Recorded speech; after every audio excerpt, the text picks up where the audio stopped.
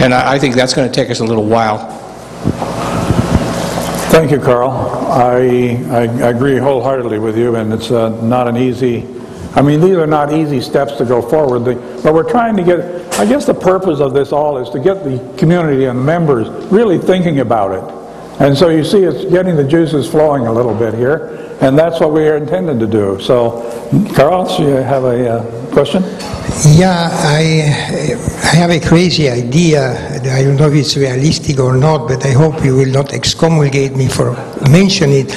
There is this association called Habitat for Humanity, which are volunteers that construct houses for people of low income, no?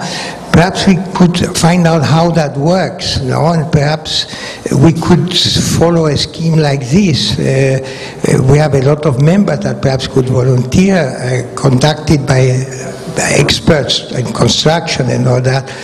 I presented it as a crazy idea, as I said. Well, it's a novel idea. I hadn't thought of, I mean, I'm familiar with Habitat for Humanity, and I guess we need to invite Jimmy Carter out maybe and have him give us a rundown on how we might tap into that. But it's a good idea to think about in those terms. I don't mean to be frivolous.